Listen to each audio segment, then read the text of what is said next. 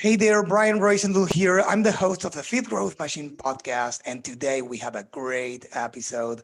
We are going to interview the founder of the vegan version of Amazon. Interesting, right? So stay tuned. But before introducing this guest, let me tell you that this episode is going to be is brought to you by BSR Digital.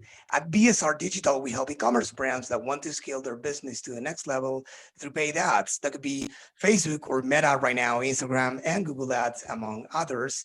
And we know that most e-commerce brands want to grow their sales, but usually they lack a solid plan and professional team to help them succeed. And that's where we come in. BSR Digital offers them strategic plans, implementations, optimizations, and account audits to help more than 1,000 e-commerce brands like yours grow their businesses and surpass their competitors. To learn more, you can visit bsrdigital.com, and you can also email us at hello@bsrdigital.com. Okay, so what I promised earlier, today we have a great guest. His name is Kory Zelickson, and he's the CEO of Vejii, the world's largest marketplace of plant-based and sustainable living products. Hey, Kory, thanks for being on the show. Thanks for having me. I really appreciate it. Yeah, my pleasure. So before we get started, I want to give a shout out to Jeremy Wise, who made the intro. Thank you, Jeremy. So, yeah, I always start the interviews by asking the guests about their story because I'm always fascinated about that. So, could you please start with yours? Yeah, absolutely. My background's been as an engineer by trade, but I spent most of my career involved in e-commerce and technology startups. I've also worked on developing, launching, and scaling digital marketplace models as well. So that's really where the basis for Veggie was formed around creating a marketplace for plant-based and sustainable living products. So we really see that a lot of consumers today are more conscious of their environmental impact and their health and are focused on supporting brands that are sustainable and also looking towards transitioning at least part or entirely towards a plant-based diet.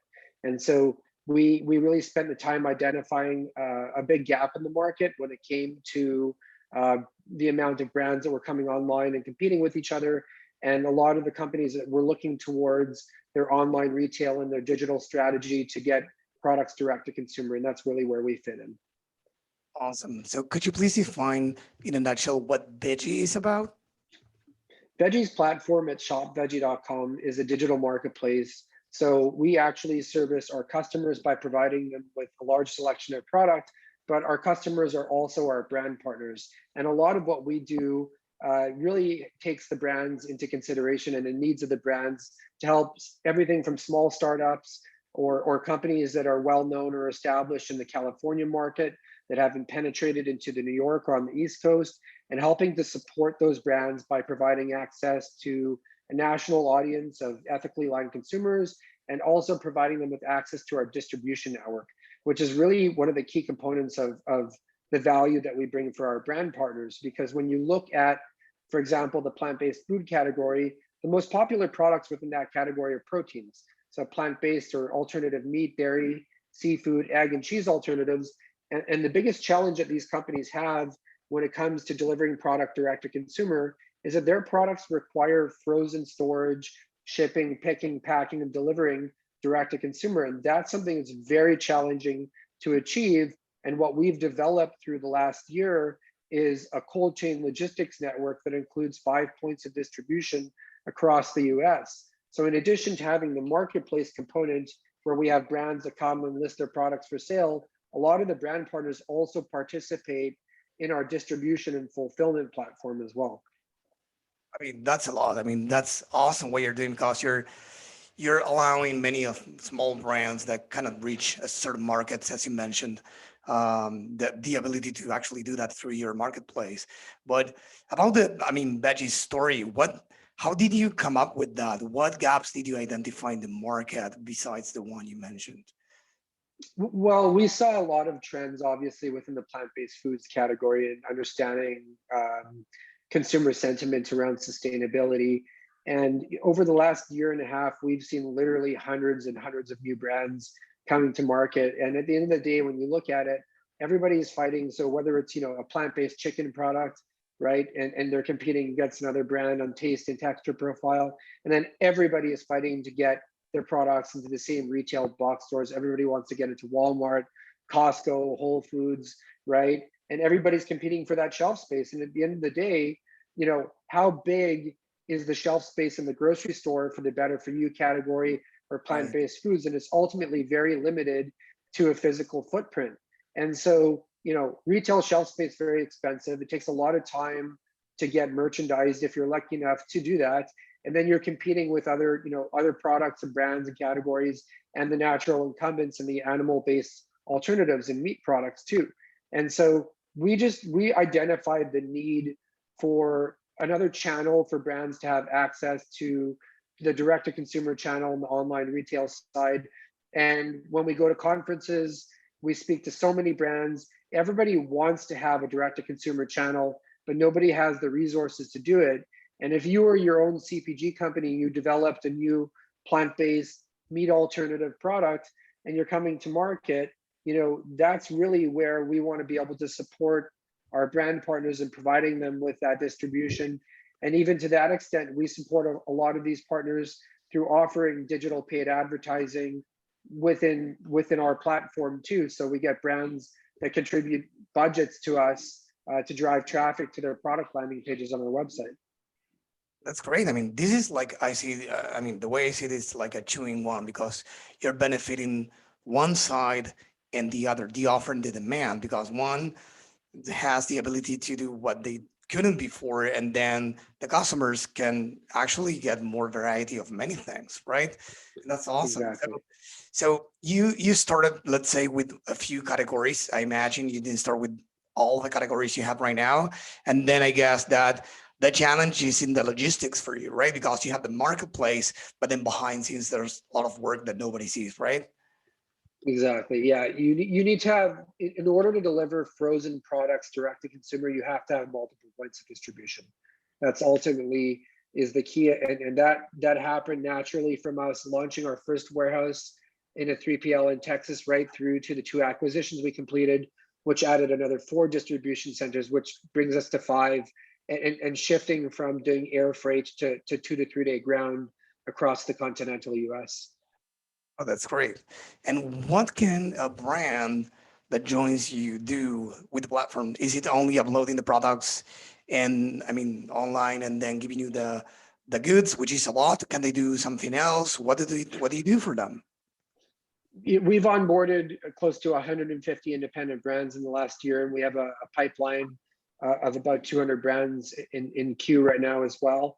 What we found to be most effective is really looking at a fulsome product launch when we have a new brand onboarding. And so it's not just a matter of going and listing your products on the site. The problem is, similar to even a grocery store, when you're merchandising your product into the store, it's about the shelf space and the real estate of where you're positioned as well. So if you're coming with a brand new brand that hasn't gained a lot of traction yet or doesn't have a lot of brand awareness, you're going to go up onto like page 30 of the product category page, and unless somebody is coming to the site to physically search for your brand name, nobody's going to see it. And so we work with brands to help create awareness, whether it's through email marketing campaigns, product placement on the website, featured categories. We work on digital social media impact campaigns with influencers as well. And what we do a lot of is we'll take that user generated content that we get through the influencer network and repurpose that into paid ad spend. And so we'll actually start, creating unique content specific to the brand partners that we're onboarding, and then drive traffic using really unique and targeted content to drive traffic to the website onto their product landing pages. That's awesome. And I'm curious, I mean, for anyone listening looking to start a marketplace, not of course in our industry, but any marketplace, right? What comes first, the offer or the demand? So when we started the company, and we're Canadian-based company, but we operate in the US. Initially, we set up the site, and there's a lot of integrations available where you can connect your platform to a variety of dropship distributors. And so that's what we did initially. We set up the site, we connected to 3 large national distributors, and then we started driving traffic so that we could better understand which product categories and brands were most popular. The problem with the drop shipping model, though, is that you really lose control over the user experience. And so didn't take long for us, within a couple of weeks to realize that the most popular category was plant-based proteins, right? And that's always the hardest to ship. So once you start running into issues with like delays on shipments and orders arriving thawed, that causes a lot of the issues that you need to avoid as a marketplace. So that's what really drove us into creating our Veggie Express platform, which on our site would be similar to Amazon Prime, where we have all of the inventory for the most popular products stocked within our own distribution centers. And that way we know that we can guarantee express delivery for the most popular products. And then at the same time, starting to onboard a lot of the brands directly that are coming into the site and then choosing to ship direct to consumer or shipping through our platform. What you really have to watch out for, especially if you're within like the perishable space or shipping frozen refrigerated product, is the shelf life and making sure that the products are arriving in the right condition to the customer, whether it's still refrigerated or frozen at the right temperature. And so doing a marketplace and the logistics and distribution for cold chain is quite a bit different from standardized sort of ambient or dried stored or non-perishable products. Yeah. Awesome. Yeah, that's super interesting. And I told you in the prep call that I was fascinated by what you guys pulled off. It's not just a regular website, right? So there's a lot of things behind scenes, and at the same time, you're helping both sides. So that's awesome. And yeah, doing a simple parallelism, many entrepreneurs listening, they start with a drop shipping model, not with food products, but clothing or some other things. And yeah, sooner or later, they realize that that's what they needed to do initially, but then they cannot control what they cannot control, right? So yeah, it's always a good thing to understand the signals and the probably the bottlenecks in the process and the ups and Yeah. downs, and then move on, right? Yeah, you can wind up moving up the value chain too. Once you start gaining critical mass and traction, you start establishing relationships directly with the brands, you can avoid using larger distributors and start buying direct and improving your margin too. Yeah, awesome. And you didn't, yeah, you guys didn't stop there. You also acquired some strategic companies. So could you please go uh, a little bit deeper there? What Sure. companies So and why? Yeah, as we started to gain traction, and I had mentioned previously that in order to do this successfully, you have to have multiple points of distribution. And so whether that's a 3PL or which is a third-party logistics company you hire to pay to do your fulfillment, or you get a leased facility, which we call a 1PL, you need to have those extra distribution points as part of the platform. And so the first acquisition we completed was a company called Vegan Essentials, Veg Essentials LLC. They operate at veganessentials.com. It's the oldest online grocery store for vegan products on the internet. So as you're familiar, they have very strong SEO and organic traffic, and over 20 years have established a very loyal following of customers. So that not only brought in new revenue to the company, but also added our second distribution point on the East Coast in Wisconsin. So that's been a great acquisition for us, and they have a great management team.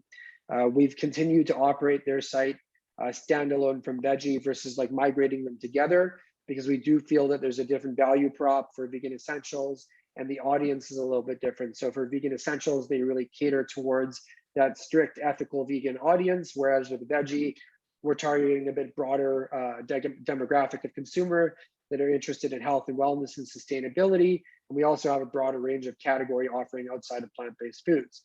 So that was the first acquisition we did, brought that additional distribution point for us. We've continued to operate the site. Things are going great with Vegan Essentials. And then as we continue to evolve our business model of doing the distribution, onboarding brands, we started to get a lot of requests on the B2B side. And so some of the brand partners we have, for example, a well-known plant-based milk company had a chain of coffee shops in Texas that wanted to buy like 3 or 4 jugs of milk per location every week. The problem is that the large national distributors won't service smaller clients like that.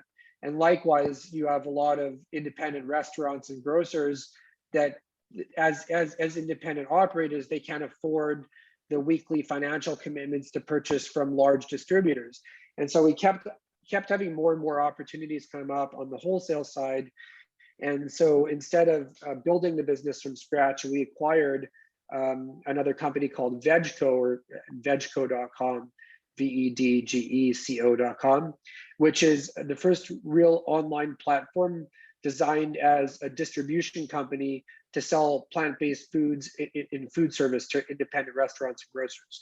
So that company effectively became the B2B division for Vejii, and also added an extra 3 distribution points in Atlanta, California, and Hawaii. And so that really rounded out our distribution network in terms of our ability to get products to consumers, and created a new revenue vertical for the company on the B2B side. Yeah, I mean, you guys listening, this is a clear example on why, why it's better sometimes to grow through acquisitions versus doing your own path. Of course, ups and downs. Why do you consider, or when should a company actually start considering buying a business to leverage, certain things, logistics or anything else, versus doing I it think, themselves? yeah. No, I think that there's definitely a big difference in the opportunity to look for acquisitions, and the fact that we were and are a publicly traded company makes facilitating M&A opportunities like that a lot smoother, because both of the acquisitions we did were mainly in exchange for shares of Vejii. And so that's a big difference between completing acquisitions for cash and then looking at what the valuations of those deals are too is really important. So we were able to do both of those acquisitions for mainly shares, and in one case, a small portion of cash to the founders. But when you're evaluating the opportunity to acquire a company, it really has to bring additional synergy, and also look at the cost for you to scale to the point, like if we were to go it on our own to build that same B2B channel, how much would that cost us, and how long would it take, versus the opportunity to acquire an existing business that was growing and scaling. And those are some of the considerations that we take into account when we're looking to acquire companies, and also whether or not it's something that's going to add customers, right? Or it's going to add geography, or it's going to add distribution. And those are some of the key factors that we look at for new M&A opportunities. Yeah, I mean, you said it yourself. Time is money. So if it's easier and quicker for you to leverage and unlock some opportunities, you better do it. So yeah, it's easier to say that than to do it, right? But yeah, of course, it's way better in many times. So that's great. And one more thing, since you mentioned investors and shareholders, all stuff. So what can you say about investing nowadays in the plant-based industry? Um, and why should people? Why do you think it's a growing market? I can see that this market's growing because there's been continued investment in innovation across the sector. So all the new and innovative brands coming to market, developing new technologies, cell culture meat, which is a whole other category that's had a lot of investment as well. The industry is continuing to grow and scale, and even outside of plant-based foods, the sustainable living products category is a huge total addressable market. And in terms of like publicly traded plant-based companies, there's definitely been a big pullback in the stock market overall and within the space over the last 6 to 8 months. But I think that also provides a great opportunity for people to get in at better valuations, knowing that there's a lot of longevity to the space. And I think that consumers in general now, if you look at some of the statistics, are more likely to try, purchase, or eat plant-based products as part of their diet on a regular basis. Consumers are willing to pay more for sustainable alternatives as well. And that's something that people look at when they're choosing to buy from a company. It's 2022. Consumers have the ability to purchase from companies that align with their own values and ethics. And so while you can make a lot of comparisons between our platform and Amazon, I can tell you that our customers would much rather purchase the same product from us versus buying it on Amazon too.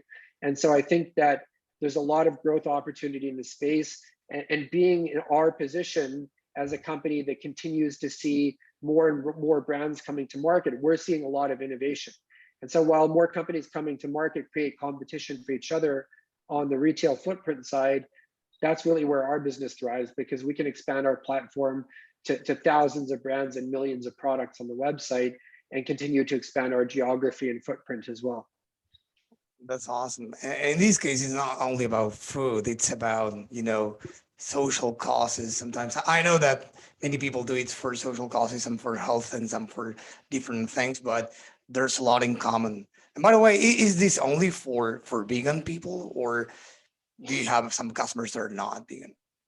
Of course we do, and it's really not in any way designed to be only for vegan people. I think that in the past there was stigma and association with vegans that were ethical vegans that stopped eating meat or consuming animal products for ethical reasons, versus people now that really can identify that a plant-based diet means a more sustainable life as well, and a sustainable world. So when you look at plant-based food products versus their animal analogs, it's been proven over and over again that producing plant-based foods versus meat products is way more sustainable, consumes less water, is better for the environment, it's better for your health. And so there's a lot of reasons that people are incorporating a plant-based diet, more than just for the ethics of the animals, but now for health and wellness and sustainability reasons too. Yeah. And one of the last questions I have probably is, what, how did you see that the pandemic affected, in a good way in this case, Veggie? What opportunities do you think it created for your business, and that otherwise probably it would have been different, right? Yeah, I think the most obvious answer to that is that the pandemic drove a lot more people to buy groceries online, and become more familiar with that as well. So I've been buying groceries for a number of years online already. Not all the time. I still like to go sometimes to the grocery store and browse. But definitely during the pandemic, we saw an increase in online purchasing in general. I think that's going to continue as well as more people have become comfortable. And the reality is that on our website, we carry a lot of products that you just simply can't get at a grocery store.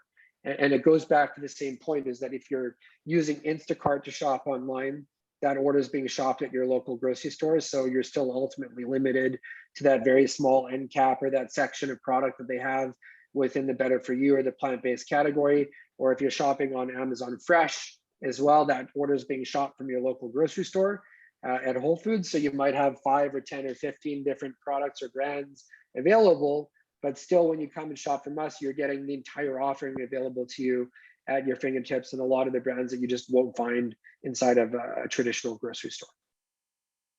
Awesome. So this been really interesting. And before we wrap up, is there anything I didn't ask you that you think that you would like to mention or could benefit the audience? No, I think that people should keep their eyes out for growth within the sector, and new innovations like cell cultured meat, which I talk about a lot, that hopefully will be approved for consumption in the U.S. this year as well. I'd encourage anybody to come check out our website at Vejii Holdings, Vejii Holdings.com. You can check us out at shopveggie.com. You can check out our subsidiary sites, Vegan Essentials or VegCo, and really dive in. And there's no commitment. You don't have to be vegan. If you're interested in learning more about the products, there's a lot of educational information out there. And I'd really encourage people to look into the scope of this space and try out some products, see what they think, and start slowly to incorporate some more sustainable options into their lifestyle. Okay, awesome. Yeah, I mean, for you guys listening, there will be, as always, show notes, including all the links and names that you mentioned. So that's great. So again, could you please do a quick recap and mention where can people go to find more about you and also about the company, Veggie? Absolutely. So veggieholdings.com is our corporate site where you can learn more about the company.